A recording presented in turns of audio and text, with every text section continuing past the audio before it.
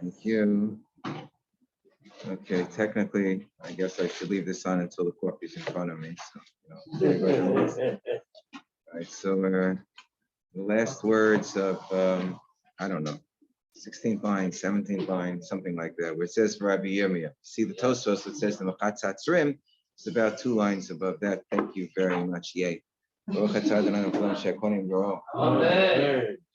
If you want it in shul, I could put a coffee on the tether. Yes, please.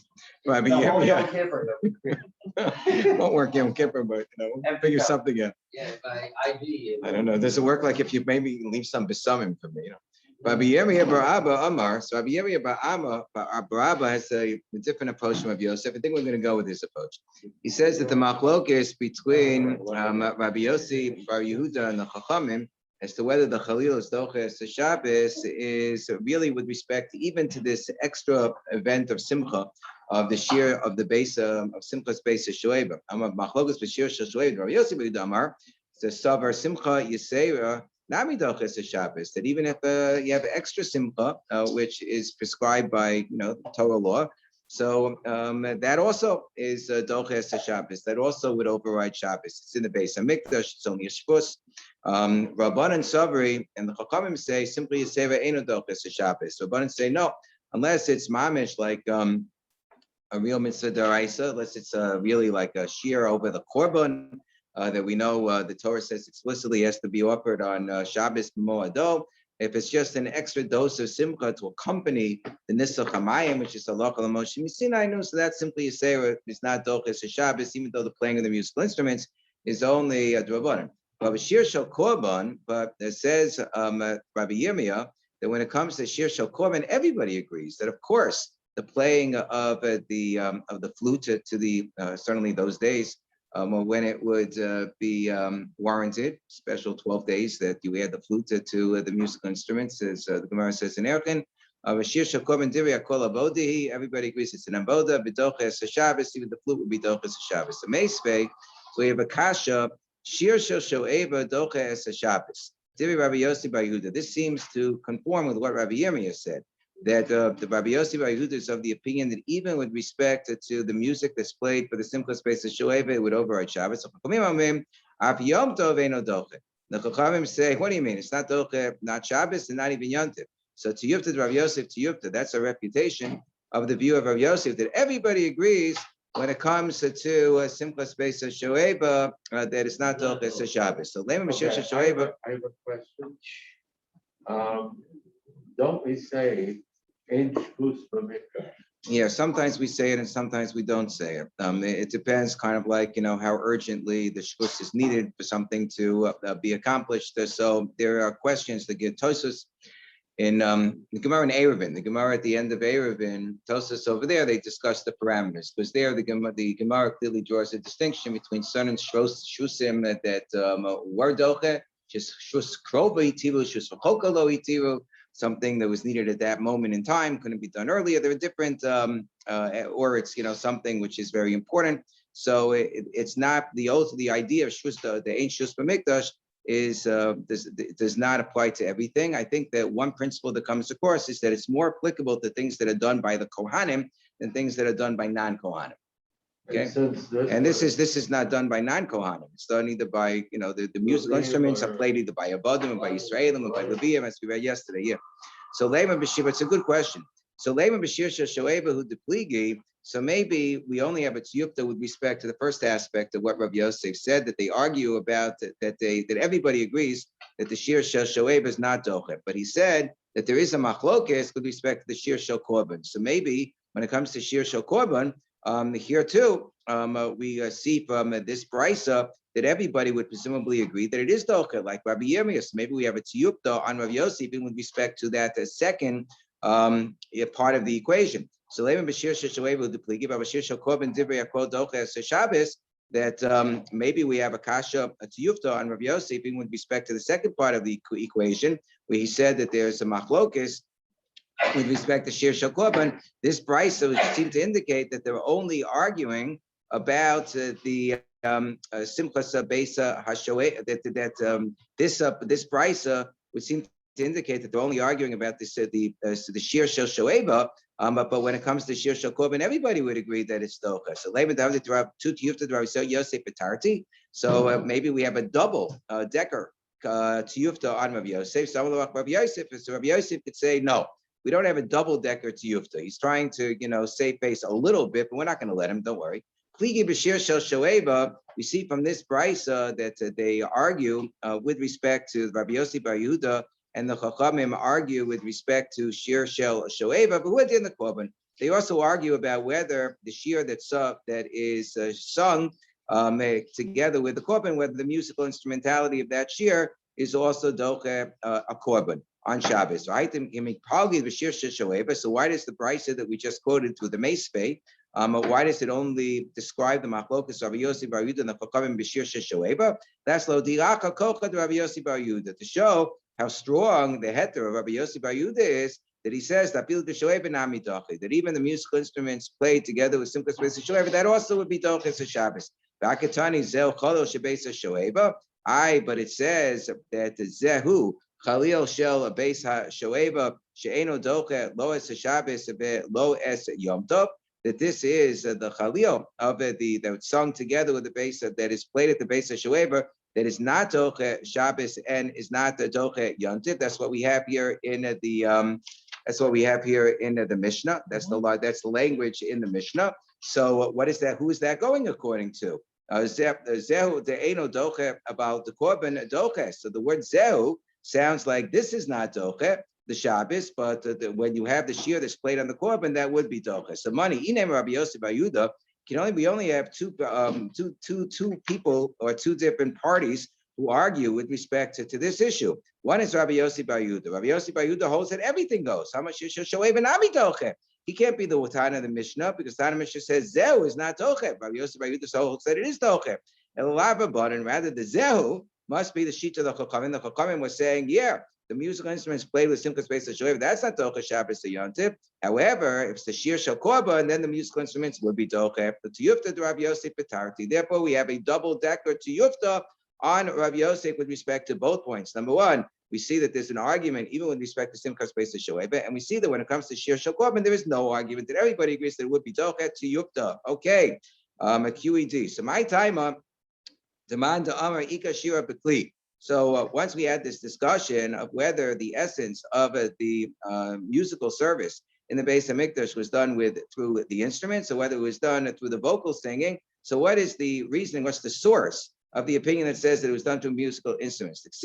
Because we have a pasuk with respect to Chizkiyahu, that he was sort of resurrecting the service in the Beis Hamikdash after his father Achaz had stopped it, and he said, "L'halos ha'olah mizbeach, you should offer the olah on the mizbeach." And when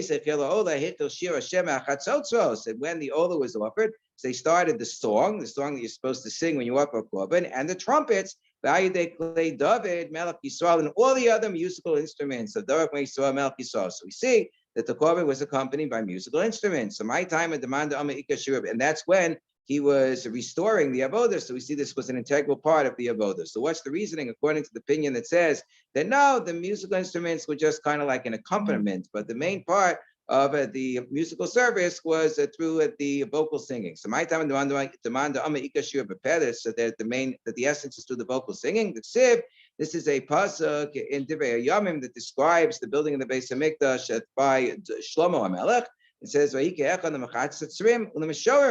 says that together they would blow the trumpets and have the singers, Lashmiya kol echad, in order to have one voice come out. So it sounds like the main thing was you had the singers and the mechatzim, the trumpeters, were just there to kind of like accompany the singers. But that the focus was on the mishorim, achon chavik.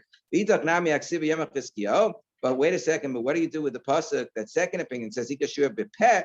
What do you do with the pasuk about Chizkiyahu that seems to indicate that the musical instruments were the main thing? So Aki Kamar, Heichel Shir Hashem Bepeh. It means that the song was begun with vocal singing. Ayadei Clay David Melech Yisrael, and then it was just accompanied in the background by the musical instruments, the Basume Kala, in order to embellish the singing quality. Vidach Nami Haksiv. And what about the first opinion that says Ika Shira Bekli? What about the second pasuk that seems to indicate that it's all about the Mishorim? Because mechatzisim, you could say that just the blowing of the trumpets itself, it's like a tekiah. They like tekiah, true tekiah. It's not like a song per se. So haki kama misharim dumya de mechatzisim. So he says no, that it meant to teach you that the singers were like the trumpeters. That really the main thing is the musical instruments. Just like when you blow the trumpets, you blow like the shofar blast. That has to be done with a musical utensil.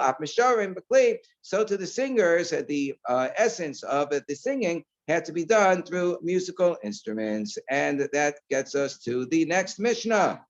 Mishnah. A person who didn't see the festivity of the Beis HaShoeva, he ain't seen nothing. He didn't see any kind of simcha in his life, because that is the only real, genuine simcha.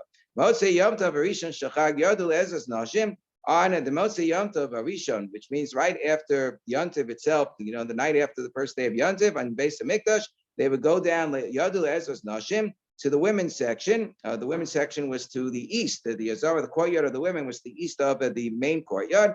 Misaknin Sham Tikkun Gadol. They would make a major tikkun over there. They would have, to do and effectuate a major architectural improvement that we're going to describe. This is the source and origin of the idea of having a mechitzin show, because what they basically built is going to see was a gallery, a balcony for the women in order to separate the women from the men. Many poskim say this is really the major source that we have in the Torah for requiring a mechitza, which, as we know, is sort of one of the major definitions of what constitutes an Orthodox congregation, as was litigated, a famous court case with Baruch Litwin in Michigan, and there's a whole book about it called The Sanctity of the Synagogue, where they elicited articles from the major rabbis at that time to explain why it is that an Orthodox charter, which is what that shul had in its bylaws, that it had to be run according to Orthodox practice, required that it have a mechitza, and that they had about 35 different Orthodox authorities. Each one gave a different reason why there's a requirement for mechitza, which shows that there wasn't really any one strong reason.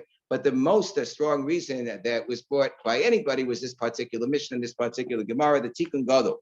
Menorah, yes. What decade are we talking about? I don't know, the 40s, the 50s. It used to be, was it later than that? The Sanctity of the Synagogue. They used to give out this book at every single Chag HaSmicha at YU. You got this for free. Like, that was basically, your, right. That was basically kind of like your, booby trip, gift, whatever. When you would, reach, when you would complete the secret program at YU, you would, get this special prize. Menorah Shel Zav Hayusham. They had these candelabras made out of gold. They had 4 bowls that were on the top of each of the 4 menorahs. Every single one had 4 ladders that they would climb in order to get up to the bowls in order to light the candelabras. And there were 4 youngsters from the young group of Kohanim that would walk up at these ladders, and each one of them had these jars of 120 lug, which is between like 41 and 72 liters. That they would pour out into every single bowl. They would have the oil, so they would be burned bright for a very long time, and they would make the wicks from the worn out clothing and belts of the Kohanim, from their vestments. From them, they would tear up pieces to use as wicks, and they would use those as the wicks in order to light the fire of the lamps on the top of the candelabras. There was no courtyard in the entirety of Yerushalayim, because remember that this was an elevated area. That the area where they had the Simchas Beis HaShoeva celebration was elevated on top of a mountain, so therefore the rest of Yerushalayim would be able to benefit from the light of the Beis HaShoeva. The Hasidim and the people of good deeds, so they would all, Hasidim were always good at dancing, so they would dance, in front of the candelabras during the Simchas Beis HaShoeva. Babuko Shel Or, turn the page, with torches of fire. Shibiyadeyan, this is, how they learned a good wedding shtick, back then. So they used that during the Simchas Beis HaShoeva, that they would dance with the torches of fire, and that they would juggle them. You're going to see that some juggled 4 at a time, some juggled 8 at a time. They were very good jugglers. And they would say songs and words of praise and glorification of Hashem. Levium Mikinoas, and Levium would play their harps and their lyres and sultayim and the cymbals of Chatzotzos and the trumpets would play shir, below mispar and other musical instruments that were innumerable. As they were going down the 15 steps from the Ezra Yisrael to the Ezra Nashim. Each step was a half an arm wide, a half an arm tall, and the width of the step covered the entirety of the Azara as you're walking from the Ezra's Nashim to the Ezra's Yisrael. But they would be going down because this was in order to celebrate the filling up of the water that they would be using for the water libation. So they were on their way down as they would, basically make their way to the Mei Shiloach, where they would fill up the water from. Keneged Chamesh Esrei Malos Shibet Tehillim. The 15 steps corresponded to the 15 Shir Hamaloses, or the 14 Shir Hamaloses and the one Shir Lamalos. She'alei and Levian Omdim Meklei Shir, that the Levium would stand upon them with their musical instruments. They would stand in a different place near the Mizbeach when they would play the musical instruments for the Korban, as Rashi and Tosas point out. But Omim Shira Shira, and they would all engage in this musical playing of song. Two Kohanim stood on the next to the upper gate, which was the Shara Nicanor. They would go from the Esisol to Esis Nashim, and they had two trumpets, and they would play the trumpets. So Kara Hagever, the rooster crowed. So once the rooster crowed, or maybe here sometimes Kara Hagever means that they had kind of like the announcer, like the person is the mockery, would say, okay, now it's time to blow the shofar. But this was very early in the morning because they were getting ready to perform the Nisa Kamayim service once it would be, daylight. So Taku Berio Vitaku. So they would blow the shofar, do a tkiya, true a tkiya, because we derive in Maseches Rosh Hashanah, whenever you have a tkiya, you have to have a true in the middle of tkiya before and then a tkiya afterwards. Higil Lamala Sirius, and then they would do this again with great fanfare and pomp and ceremony. When they reached the 10th step, they were going down from the top step, which is number 15, to the 10th step. Taku Ariya Vitaku, they did it the same thing. Higil Azara, they would go down to the Azara, to the bottom step, in which they would be now in the Ezra's Noshim. They would be in the courtyard of the ladies, which was below. And they would once again do a tkiya, trua tkiya. You can skip the next line. How you talking about? And they would keep on going until they reach the gate, which would lead you out from the Beis Hamikdash area entirely towards the Mei HaShilach, Yosim Mizrach, from the eastern side of the Beis Hamikdash. When they would reach that eastern gate, so then they would turn their heads towards the west, because remember the Kodesh HaKadoshim was in the west and didn't want to make it look like they were turning their backs in a disrespectful way to the Kodesh HaKadoshim, like their ancestors had done. And they say, we're not like our ancestors, who violated idolatry. They committed idolatry during the period of the first Beis Hamikdash that is described, and they would just turn their backs entirely in a very disrespectful way towards the Kodesh HaKadoshim. So therefore, they would turn towards Kodesh HaKadoshim, towards the western side. But and they would say, Avosenu, our forefathers, they messed up. They would turn their backs towards the Heichal, towards the sanctuary of Pneim Kedma, and their heads would be towards the east, the Mishtakrim Kedma, and they would bow down towards the east, L'Shemach, towards the sun, in an idolatrous fashion. But our eyes are only towards HaKadosh Baruch Hu. Rabbi Yehuda, this is, we say during the Yom Navar period, it's not necessarily because we want to diss our forefathers, but we want to give them a kapara. Look, we're doing better now. Rabbi Yehuda said, Hayu Shonin Ve'omin. They would say it twice, presumably for emphasis. Anu L'ka, we belong to God, L'ka Inenu, and our eyes turn to God as well. Gemara says, Tana Rabbanan. They're going out to the east, and now what? They turn around to walk backward. Is that? And now they turn around they just turn their heads as they're about to walk to the east to fill up the water for the Nisa Kamayim. They just turn their heads towards the west, and they say, we're just, we're bowing to the west, even though we're going to the east. It's not because we're bowing down to the sun that's about to rise. But it's just because we want to fill up the water to do our service, but we recognize that our devotion is towards the west, towards the Kodesh HaKadoshim, towards the Shekhinah, towards the Kodesh Baruch Hu. So this is not meant to disrespect the Kodesh Baruch Hu in any way, that we're turning to the east. you can't turn your head 180 degrees. So Hey, are you walking backwards? Well, I mean, you could turn it like, pretty well. Maybe they tilt the body a little bit and you go like this. You can do a pretty good turn, I mean, maybe, you work on your calisthenics or whatever over time and, you figure out how to do it. Okay. So Gemara says, Tana Rabbanan, our rabbis taught, if you didn't see the simcha, the tremendous joy and festivity of the base of Shoeva, simcha miyamav, you ain't seen nothing. And so too, if you didn't see Yerushalayim in its glory, you never saw a beautiful city. If you didn't see the base of Mikdash in its most pristine glory, you never saw a beautiful building. So, which base of Mikdash are we talking about? Are we talking about the first one? Are we talking about the second one that was built at the beginning of the days of Ezra and Nehemiah? Are we talking about the refurbished base of Mikdash that was kind of like rebuilt by Herod? So Hordus. So no, the one that we're talking about that was the most resplendent, Binyan Hordus. That was the one that was reconstructed by Hordus during the second base of Mikdash period. But my Banya, what did he build it with? So Amar Rabba, Rabba, different Girsa says, Ba'amne Shisha was made with green marble, Miramra, and white marble. So Ika de Ami Ba'amne Shisha Kochla Miramra. And some say it was blue marble and white marble. Apik Safa Ba'ayel Safa. That each row was slightly recessed from the row above it, and they did it in a way in which one row would be protruding and the other and the row next to it would be sunken in, and then the next one would be protruding and the next one was sunken in, and so forth and so forth. So that the plaster wouldn't get ruined. Some of the Mishayim of the Hava, they considered plating it with gold. Amalei Rabban and Shaki the Haki Shapit Fei. Chachamim said, no, it's better not to overlay it with gold. It looks nicer just having this blue and white appearance. The Mexican Kadusa Diyama. Because it looks like the waves of the sea. Tanya, the Brisa says,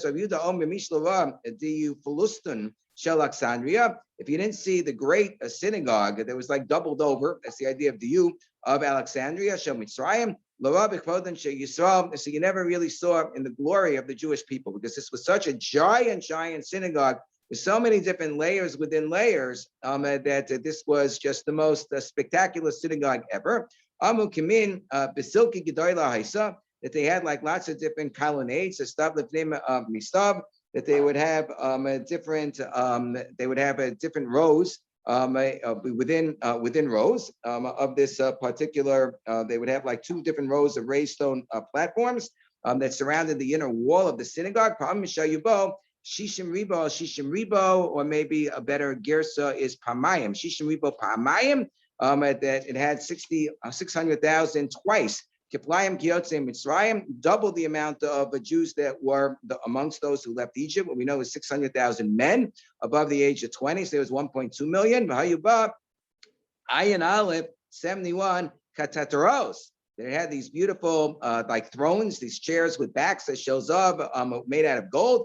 Keneged Ayin Aleph Shel Sanhedrin Gedoyla, corresponding to the 71 Zikanim of the Sanhedrin Gedoyla, the 71 judges, elders of the great Sanhedrin. Ribo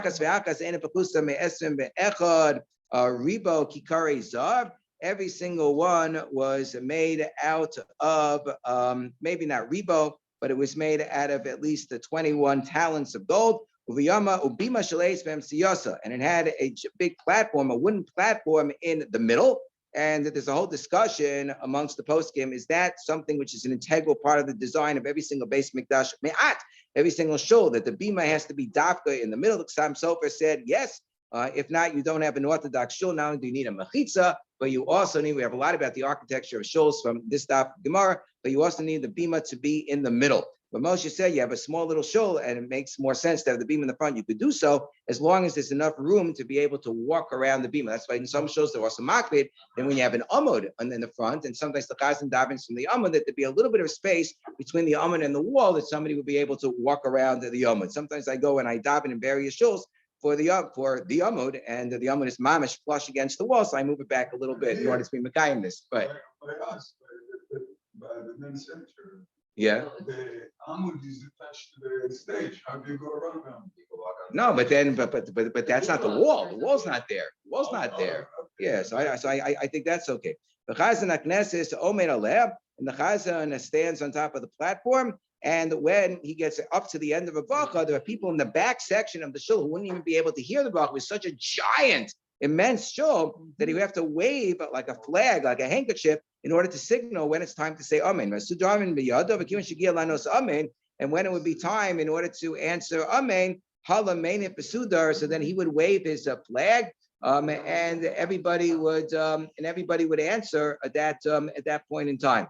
There's a Tosos and Nun Beis Amen Aleph that describes why it is that this is not considered to be an Amen Yisoma. So he said that we're talking about brachos where there was like the brachos for reading of the Sefer Torah, where people didn't have to be yotzei per se, but if you're going to be yotzei with the bracha, then you have to hear it.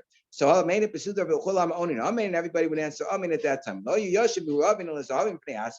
didn't have everybody mixed up with each other. It was very decorous. It was a yekesh shashol, or where they put everybody in their proper place, presumably with top hats and so forth. They had the goldsmiths were in one place, the silversmiths were another place, and the Falcon Atzman, and you had the metalsmiths in another place, the Tarsayim, the coppersmiths, the Gardayim, and the weavers and the tailors were in their own place. So why was this? Why did you have this kind of segregation, and separation? So that when you had a poor person, you had an unemployed person, it means would walk in, they would know where their trade was located and they would be able to find work. It was a way of providing stuff. It's a beautiful thing. He would see where his tradespeople would be. He would go and they would find him work. They give him a job. That we see is not, something that, it was always considered to be a bad thing. You go to shul, and you take care of business. It's just that you have to do it at the right time. Maybe, before davening begins. And they find, a job for that person and their family. And provide sustenance. So they were all killed by Alexander the Great. The Gemara doesn't like that. We have Gemaras that say Alexander the Great was a good guy. So he says it was Talkinos. It was Trajan, who was, another of the Roman emperors. So my time in Yonshu. So why was it that they were killed off? Mishum the Avia Haikra, because they violated the pasuk that said, "What are you doing in Egypt? You're not supposed to go back to Egypt." They had been in Israel and they went to Egypt, so that's a no-no. It says Loso Sifun Lashuva Derech Hazeod. You're not allowed to go from Israel to Egypt, and that's what they did. Inu Hadarasu, they went from Israel to Egypt. In the exile, in the time of the first base of Mikdash, that's where they went. So when whoever this was, Alexander the Great or Trajan, wanted to consider attacking the place, so he came across the pasuk that said, Hashem is going to cause to be risen up against you a nation from afar. By the Mesi Svinta Basara Yomi. So he said, well, I want to come, and he wanted his, and he figured his boat would take 10 days to arrive. But his boat took only 5 days, so he took it as a simon. This pasuk must be applicable to him, that he's meant to attack the Jewish people of Alexandria and kill them all out. So therefore he took this opportunity to say, well, obviously I'm supposed to fulfill this pasuk, because that's why I had this miraculous kfisa sederach, that the wind got me here 5 days earlier. So he killed everybody out. Motzei Yom, unfortunately. Motzei Yom Tov v'chulei, on Yotzei Yom Tov, that's when they would set up the Azara for the festivities of the Simchas Beis HaShoev, and they made a Tikkun Gadol. So what was the Tikkun Gadol? What was this great improvement that they effected? Rabbi Elazar Joseph Shishanino. Now, this is according to what we learned, that they made a women's section. That the walls of the women's section were originally just a smooth, but they surrounded it with a balcony. They made the takana, the women would sit on the top on the balcony, and the men would sit on the bottom. And you have the whole machlokis, how much of an elevation do you need for kashem mechitza? According to Ramosha, the main thing is that they not intermingle. According to Rav Aaron Kotler, the main thing is that they not look at each other. So Rav Moshe held that it only has to go like shoulder length, and it can be even transparent to some degree, and unless the women are dressed inappropriately. And Rav Aaron Kotler held that no, it had to cover all the way to the top, so that the men and the women wouldn't see each other. So Tana Rabbanan, Barishona Hayu Nashim Nashim B'chutz. Originally, they said that they had the women sitting in the middle. Vanashim mi b'chutz. The women would be in the Esres Nashim, and the men would be like in the Harabayas area. But they would end up intermingling. And that led to levity. So they made it the other way around. The women would be strolling around the Harabayas area, and the men would be sitting in the Esres Nashim. But it still led to levity. Therefore, they made the takana that they really have to effectuate a much bigger separation. So they built a balcony all the way on the top. Hiskidish Yunashim Yoshus Milmala, Vanashim Milamata, Hiki Avid Hachi. How could they have added something to the base of Mikdash? Don't we know that the architectural design of the base of Mikdash came from Kadosh Baruch Hu? You're not supposed to mess with it. You're not supposed to tamper with it at all. Baksiv, David said to Shlomo HaMelech, that the design of the base of Mikdash, it all was described to me from HaKadosh Baruch Hu exactly how I'm supposed to do it. It was explained to me by God, HaChozeh, God and Navi, as Rashi points out, explained everything, all the dimensions. That it was explained to me, and you can't mess it, you can't tamper with it. So Amarav, he said, no, they weren't tampering because they found the basis in the psukim. Where is the pasuk that they found the basis from? A pasuk in Zechariah. Zechariah says that in the future, it's going to be a big hesped. Rashi says it's the hesped over the death of Mashiach ben Yosef. You know that there's the Mashiach ben Yosef who heralds the coming or precedes the coming of Mashiach ben David. He gets killed in the Milchama of Gog and Magog. Some say that the whole generation of the Holocaust is like Mashiach ben Yosef. The whole discussion whether Mashiach ben Yosef has to be a person or it could be a whole generation.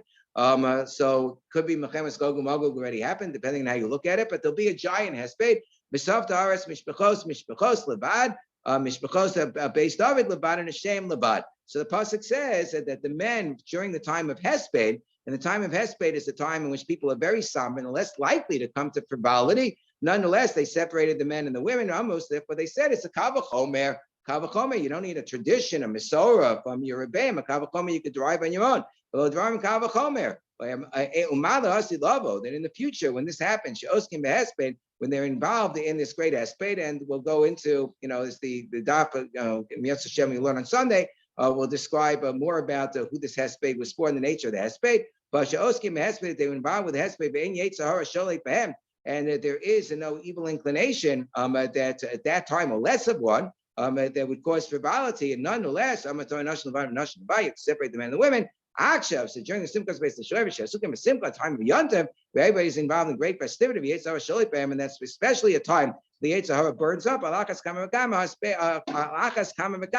How much more so do we have to separate the men from the women? And we will stop here. Everybody have a wonderful Shabbos. Yeah. I'm sorry? You obligated